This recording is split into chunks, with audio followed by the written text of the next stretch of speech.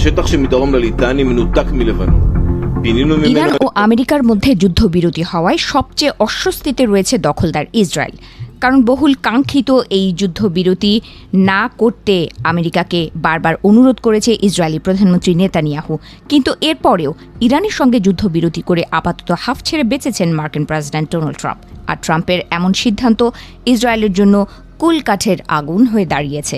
বিশ্লেষকদের মতে ইরান যুদ্ধে ইসরায়েল তাদের কৌশলগত লক্ষ্যগুলোর ধার কাছেও পৌঁছতে পারেনি। যুদ্ধ থেমেছে ঠিকই, কিন্তু ইরানের যে সংকটের কারণে যুদ্ধের শুরু, সেই মূল সমস্যার সমাধান হয়নি।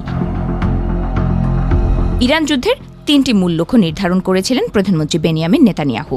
তা হল ইরানের পারমাণবিক কর্মসূচি ধ্বংস করা, ব্যালিস্টিক মিসাইল সক্ষমতা নির্মূল করা এবং ইরানের বর্তমান শাসনের পতন ঘটানো।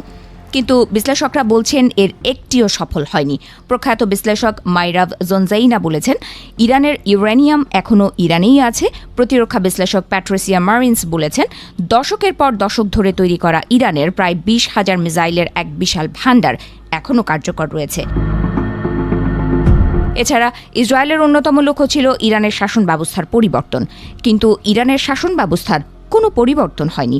যদিও এই যুদ্ধে প্রাণ হারিয়েছেন ইরানের অনেক অভিজ্ঞ নেতা, তবুও ইরানের ধর্মীয় ও রাজনৈতিক নেতৃত্ব এখনও আগের মতোই সক্রিয় রয়েছে। এছাড়া ইরানের ইউরেনিয়াম সমৃদ্ধকরণ কর্মসূচি সীমিত করার যে দাবি তুলেছিল ইসরায়েল, সেটিও আপাতত হচ্ছে না, কারণ ইউরেনিয়াম সমৃদ্ধকরণ থেকে ইরান কখনোই সরে আসবে না বলে জানিয়েছেন ইরানের পরমাণু প্রধান মোহাম্মদ ইসলামি। এদিকে যুদ্ধবিরতি হলেও ইসরায়েল এখনও লেবাননে হিজবুল্লাহর বিরুদ্ধে অভিযান চালিয়ে যাচ্ছে। নিজেদের প্রক্সি বাহিনী হিজবুল্লাহর ওপর এমন ধরনের হামলা যুদ্ধবিরতিকে হুমকির মুখে ফেলতে পারে বলে সতর্ক করেছে ইরান। এদিকে ইরান যুদ্ধের জের ধরে ইসরায়েলের অভ্যন্তরেও ব্যাপক সমালোচনার মুখে পড়েছেন তাদের প্রধানমন্ত্রী নেতানিয়াহু। তাকে সমালোচনায় ধুয়ে দিয়েছেন বিরোধী দলীয় নেতা ইয়াইর লাপিদ। তিনি বলেন নেতানিয়াহু ইরানের শাসন ব্যবস্থার পরিবর্তনে ব্যর্থ হয়েছেন। এছাড়া ইরানের পরমাণু ও মিসাইল হুমকিও দূর করতে পারেননি। এদিকে তীব্র বোমা হামলা চালিয়েও ইরানের পরমাণু কর্মসূচি থামাতে পারেনি ইসরায়েল ও আমেরিকা। বিষয়টিকে গভীর উদ্বেগজনক বলে বর্ণনা করেছেন ইসরায়েলের ন্যাশনাল সিকিউরিটি স্টাডিজের ড্যানি সিটিনোভিজ। কারণ ইরানের কাছে এখনও 60% পর্যন্ত সমৃদ্ধ 440 কেজি ইউরেনিয়াম রয়েছে। সিটিনোভিজের মতে আলোচনার টেবিলে বড় কোনো অগ্রগতি না হলে এই যুদ্ধ থেকে ইসরায়েল আগের চেয়েও বেশি দুর্বল হয়ে বের হয়ে আসবে বলে সতর্ক করেন তিনি।